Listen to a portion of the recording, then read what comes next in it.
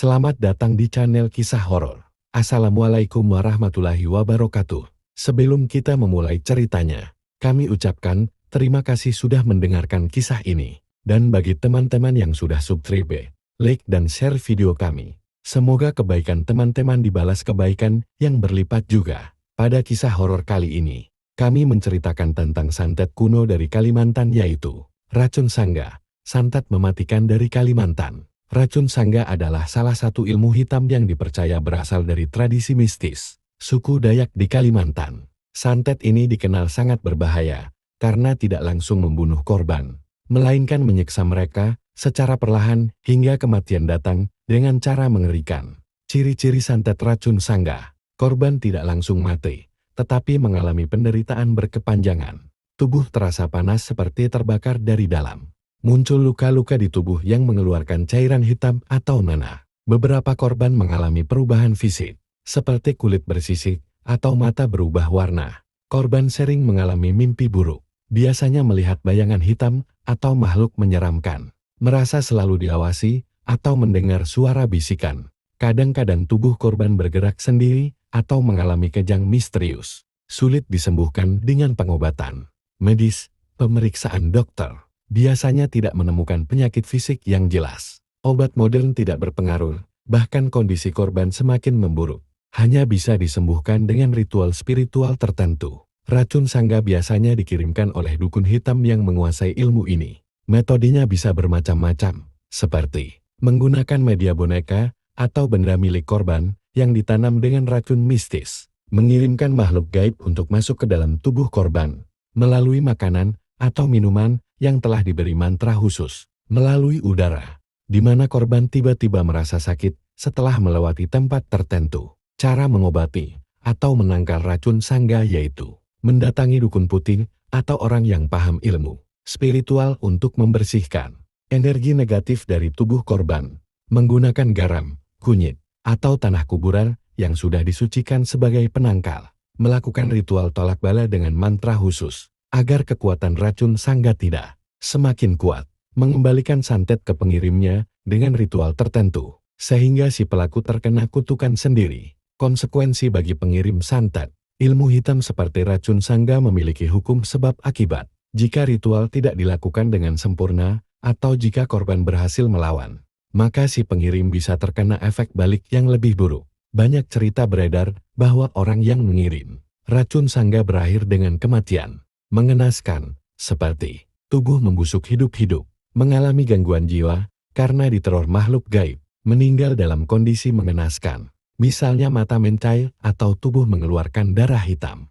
Berikut sebuah kisah horor seseorang yang terkena santet racun sangga. Pada waktu itu, di sebuah desa terpencil di pedalaman Kalimantan, hiduplah seorang wanita bernama Sari. Ia dikenal baik hati. Tetapi sejak menikah dengan Damar, seorang pendatang dari kota, hidupnya berubah. Banyak yang iri dengan kehidupannya yang bahagia. Terutama Lasmi, perempuan yang dulu diam-diam mencintai Damar. Lasmi mendatangi seorang dukun tua bernama Mbah Jiro, yang menguasai ilmu hitam kuno, termasuk racun sangga santet yang konon berasal dari ilmu mistis suku Dayak. Racun ini tidak membunuh seketika, melainkan perlahan merusak tubuh dan jiwa korban hingga mati dalam penderitaan. Dengan upeti berupa kepala ayam hitam dan kemenyan merah, Lasmi memohon agar Sari terkena santet itu. Mbah Jiro hanya tersenyum sambil meneteskan cairan hitam ke dalam sebuah boneka jerami. Dalam 7 hari, dia akan merasakan neraka di dunia,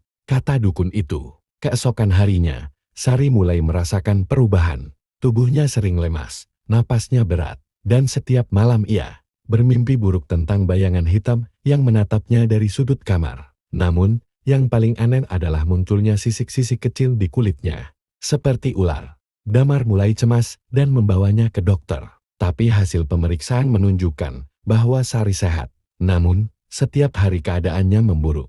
Tubuhnya terasa panas seperti terbakar dari dalam. Kulitnya mengelupas. Dan dari luka-lukanya keluar cairan hitam berbau busuk. Ini bukan penyakit biasa, bisik seorang tetua desa. Pada malam ke-7, Sari mendengar bisikan di telinganya saat ia tertidur. Ketika ia membuka mata, ia melihat sosok hitam bertubuh tinggi, dengan mata merah menyala, berdiri di ujung tempat tidurnya. Sari, waktumu hampir habis. Setelah malam itu, keadaan Sari semakin memburuk. Setiap pagi, tubuhnya dipenuhi luka baru yang mengeluarkan lendir hitam dan berbau busuk. Namun yang paling mengerikan adalah matanya perlahan-lahan berubah menjadi kuning kehijauan, seperti mata ular. Damar, yang semakin putus asa, akhirnya menemui Pak Karta, seorang dukun putih di desa itu. Pak Karta adalah satu-satunya orang yang berani menantang ilmu hitam Mbah Jiro. Saat melihat kondisi Sari, wajah Pak Karta langsung menegang.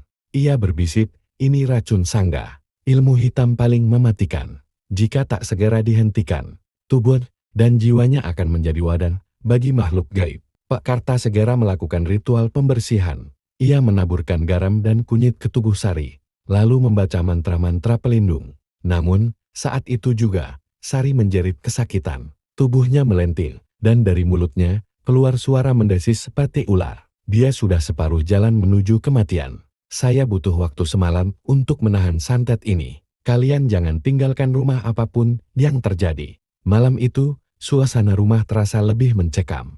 Angin bertiup kencang, dan dari luar terdengar suara bisikan yang semakin lama, semakin jelas. Damar menggenggam tangan Sari yang tubuhnya semakin dingin. Tiba-tiba, suara ketukan terdengar dari pintu depan.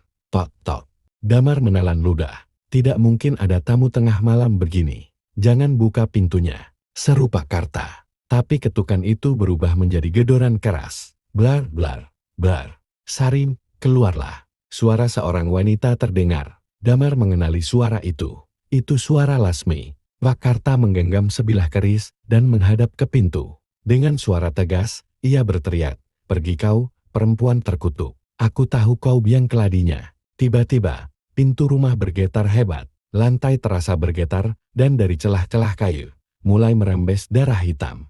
Damar menoleh ke Sari, matanya kini berubah, sepenuhnya kuning kehijauan dengan pupil, menyerupai ular. Ia tersenyum tipis dan berbisik, "Sudah terlambat, dia sudah datang untukku." Rumah itu bergetar semakin keras. Damar menahan napas saat suara Lasmi berubah menjadi lengkingan menyeramkan. Pak Karta tetap berdiri di depan pintu, menggenggam keris yang mulai bergetar sendiri, seolah ada kekuatan tak kasat mata yang ingin merebutnya. Damar buka pintunya. Suara Lasmi kini terdengar seperti lebih dari satu orang, bercampur dengan suara mendesis yang mengerikan. Sari menggeliat di tempat tidurnya. Tubuhnya semakin membusuk. Sisik-sisik aneh bermunculan di leher dan tangannya. Dari mulutnya, ia memuntahkan cairan hitam pekat yang berisi belatung kecil. Matanya menatap Damar dengan pandangan kosong. "Damar, aku haus." Suaranya terdengar parau. Pak Karta segera menggoreskan keris ke telapak tangannya sendiri, membiarkan darah menetes ke lantai. Sambil merapal mantra, ia menggambar simbol aneh di tanah. Seketika, suara di luar rumah mengamuk semakin keras. Berak. Pintu tiba-tiba terbuka sendiri, memperlihatkan Lasmi berdiri di ambang pintu. Namun, wajahnya kini bukan wajah manusia lagi, kulitnya bersisik. Lidahnya menjulur panjang, dan matanya merah menyala. "Sari sudah milikku. Kau tak bisa menyelamatkannya," bisik Lasmi dengan suara menyeramkan. Pak Karta tidak tinggal diam.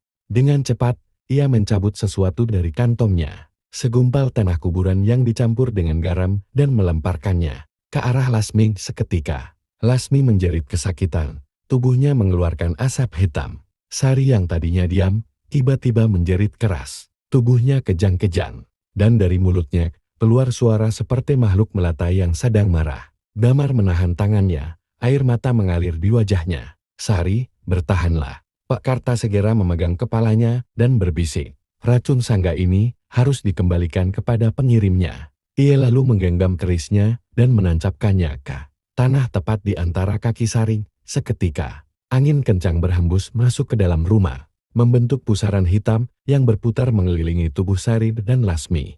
Lasmi berteriak histeris, tubuhnya mulai terbelah oleh kekuatan yang tak terlihat. Dari dadanya, muncul sosok bayangan hitam dengan mata merah, menyala sang iblis yang menguasai racun sangga. Pak Karta membaca mantra terakhirnya, dan tiba-tiba, duar, ledakan besar terjadi. Cahaya putih memenuhi ruangan. Saat semuanya kembali normal, Lasmi sudah menghilang. Sari tergeletak di lantai, napasnya terengah-engah. Sisik-sisik di tubuhnya perlahan menghilang, dan matanya kembali seperti semula. Damar langsung memeluknya erat. Pak Karta menghela napas panjang. Kutukannya sudah berakhir. Sejak malam itu, desa kembali tenang. Namun, kabar tentang kematian Lasmi menyebar keesokan harinya. Wajahnya ditemukan menghitam seperti terbakar dari dalam. Matanya mencair, dan lidahnya terjulur panjang seperti ular. Tak ada yang berani menyentuh tubuhnya, dan ia dikuburkan jauh dari desa. Damar dan Sari meninggalkan desa beberapa bulan kemudian. Mereka tak ingin lagi menghadapi mimpi buruk yang nyaris merenggut nyawa mereka. Namun, saat malam tiba, kadang-kadang Damar masih mendengar bisikan dari luar jendela rumahnya. "Damar, aku masih di sini.